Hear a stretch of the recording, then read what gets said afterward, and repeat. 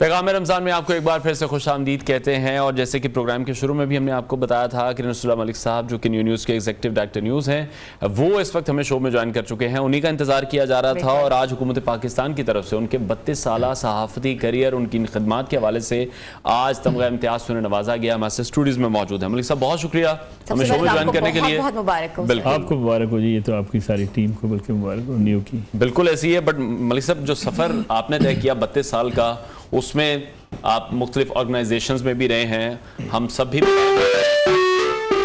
جیسے ہم سب ہی آپ کی ٹیم کا حصہ رہے ہیں، ہمیں بھی بہت زیادہ خوشی ہے۔ سب سے پہلے جو آج کے دن کو لے کے آپ کی فیلنگز ہیں، میں وہ چاہوں گا وہ آپ پہلے ڈسکرائب کریں۔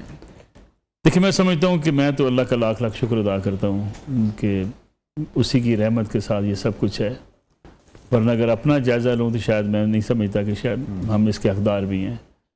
ایون اللہ نے جو عزت دی ہے، جو مقام دیا ہے، یا زندگی کے جو معاملات میں کچھ کامیابیاں دی ہیں، ساری اللہ تعالیٰ کی کرم نوازی ہے۔ اس کی رحمت کے بغیر کوئی چیز ممکن نہیں ہوتی۔ انسان کوشش کر سکتا ہے، اور کوشش کتنی کر سکتا ہے، اور کتنی اس کے اندر بیٹی ہو سکتی ہے۔ دعوے دار تو انسان بہت ہوتا ہے جی کہ میں نے یہ کیا، میں نے جد و جہد کی، اور میں نے جو ہے دن رات کام کیا، اور میں اپنے آپ کو بڑا فن خان سمجھتا ہے انسان۔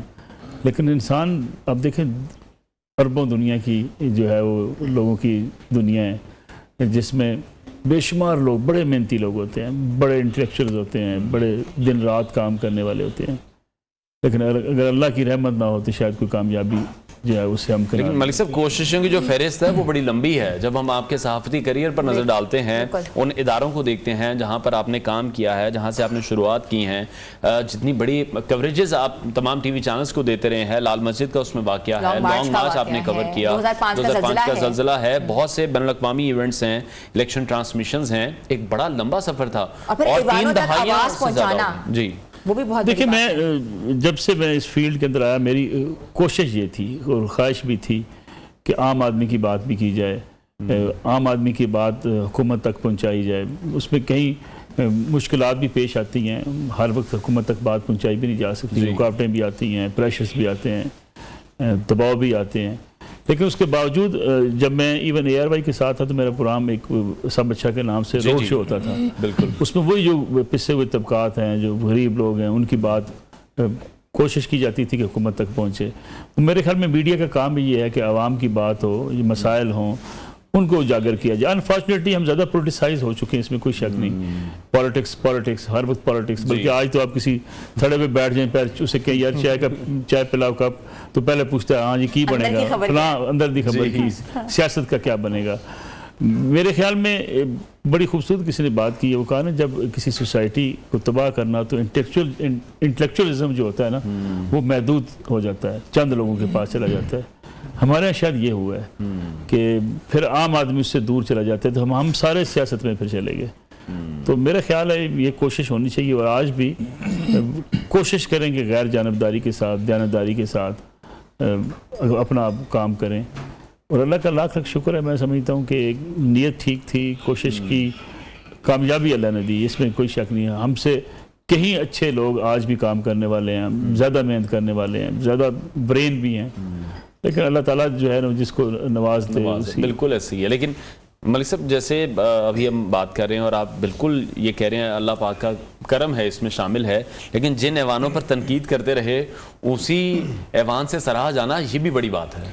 دیکھیں، میں سمجھتا ہوں کہ یہ جو اعزازات ہوتے ہیں یہ کسی وقت حکومت وقت کی بات نہیں ہوتی، یہ ریاست آپ کو جو ہے وہ جو ملک آپ کا ہے پاکستان وہ ریکگنائز کرتا ہے، اور یہ کوئی حکومت کے ساتھ نہ ہماری کوئی جنگ ہے۔ میں تو اس بات کے خلاف ہوں کہ کوئی ہم حکومت سے جنگ لڑنا چاہتے ہیں۔ صحافی کا کام جنگ لڑنا نہیں ہے، صحافی کا کام اپنی بات پہنچانا، عوام کی بات پہنچانا، خبر جو ہو سکتی ہے اس کو سامنے لے کر آنا۔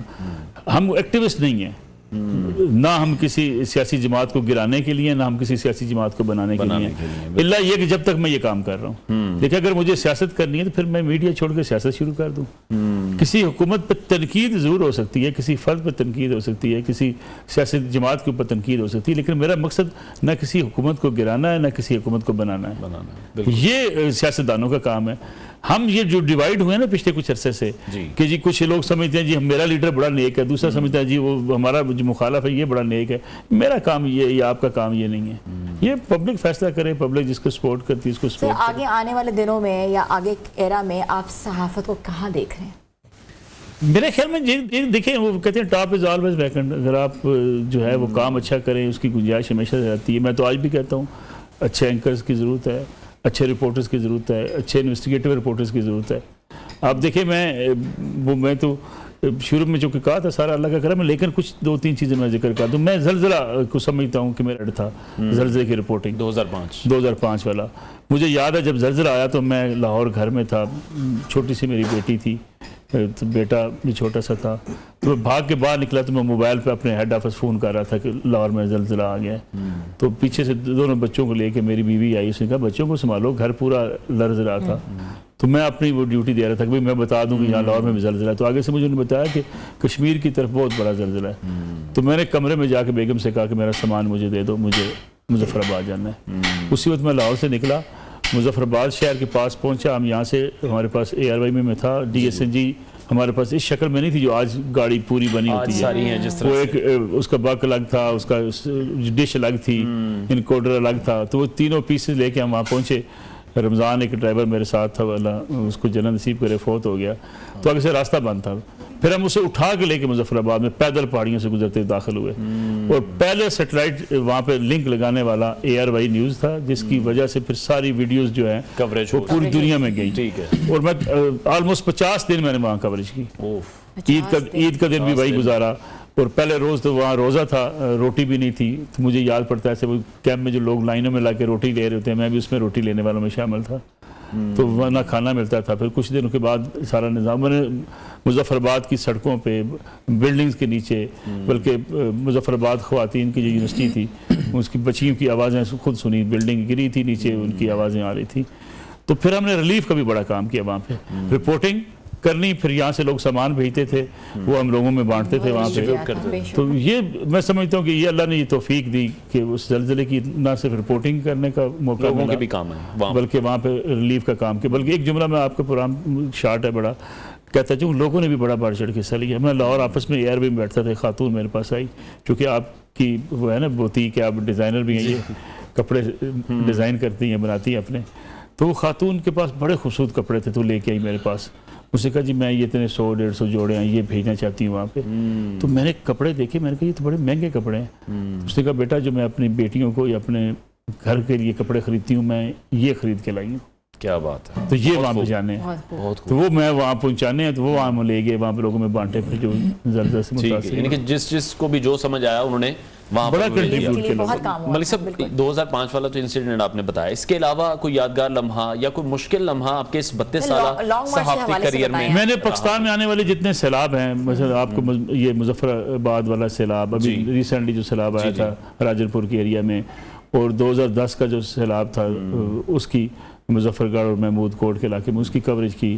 بلوچستان کے سیلاب کی میں نے کوریج کی. جب بھی یہ قدرتی آفت آئی ہیں میں نے پاکستان میں اس کی ساری کوریج کی ہے. تو وہاں مشکل یہ تھا کہ یہ لسبیلا کی طرف جاتے ہوئے وہاں اتنا پانی تھا, اور پانی سے واپس گرمی سے نیچے سے آتی ہے, تو میں آلموسٹ وہاں بے ہوش ہو کے گرنے لگ پڑا. زمین پہ بیٹھ گیا, کافی دیر کے بعد تھوڑا سا سمجھ آیا کہ یار نہیں ٹھیک ہے. وہ بڑا مشکل کوریج تھی. پھر افتخار چوہدری صاحب کی جو بحالی کی موومنٹ تھی, وکلاء تحریک, وہ بڑا ایک مشکل کام تھا. اس دن بھی تقریباً میں کولیپس کر گیا. لال مسجد کو میں نے 7 دن بھی, اس دن بھی سڑک کے اوپر بیٹھ کے کوریج کی. تو کئی دفعہ وہاں سے سیکورٹی فورسز کہتے تھے یہاں سے ہٹ جائیں, کیونکہ وہاں ان کے آپریشن جاری تھا, اور وہ بڑا منع کرتے تھے آگے نہ جائیں. بلکہ یہ تھا کہ میں ایک چھت کے اوپر سے, جب ہم اس کو میں اور صابر شاکر چھت پہ بیٹھ کے اندر سے کیمرے سے اس کو فلما رہے تھے اندر کی صورتحال کو, تو ہمیں پھر گرفتار کر لیا گیا کہ بھئی آپ کی اس فوٹیج چلنے سے جو ہے وہ آپریشن میں رکاوٹ ہے. تو یہ واقعات تھے. پھر جب یہ لاہور والے دھماکے ہوئے, بیدیاں پہ حملہ ہوا, دہشت گردی کے واقعے, دہشت گردی کے 6-7 واقعات. بے نظیر پہ جب کارساز کراچی میں حملہ ہوا, میں وہاں پہ کوریج پہ تھا, وہاں پہ میرے ساتھ ایک کیمرہ مین تھا. اب اللہ نے بچایا ہوا تھا, وہ بیچارہ اس کے ساتھ تھا جلوس کے ساتھ. میں مزار قائد پہ پہنچ گیا کہ میں تھک گیا ہوں, میں آرام سے وہاں ریسٹ کرتا ہوں جا کے. پیچھے سے دھماکہ ہو گیا, وہ بیچارہ اللہ کو پیارا ہو گیا. عارف حسین ہمارا اچھا, عارف خان ہمارا اچھا بیچارہ دوست تھا, کیمرہ مین تھا. مشکلات تو تھی یہ کافی, اور جو خاص طور پہ افتخار چوہدری صاحب کی کوریج ہے, بڑی لمبی کوریج تھی. اور مجھے یاد پڑتا ہے میں ہائی کورٹ کی چھت کے اوپر سے جب کوریج رات کو کر رہا تھا تو فخر امام صاحب اور عابدہ حسین صاحب آئے. اب فخر امام صاحب بوڑھے تھے, اب چھت کے اوپر ہم تو لٹک کے چڑھ گئے تھے, تو اب یہ تھا کہ چھت کے اوپر ٹرانسمیشن کے لیے فخر امام صاحب کو کیسے چڑھایا جائے. تو ہمیں 4-5 بندوں نے کھینچ کے دیوار سے فخر امام صاحب کو اوپر لے گئے. تو یہ اللہ کا شکر ہے, اس میں بڑی اچھی کوریج کرنے میں کامیاب ہوئے.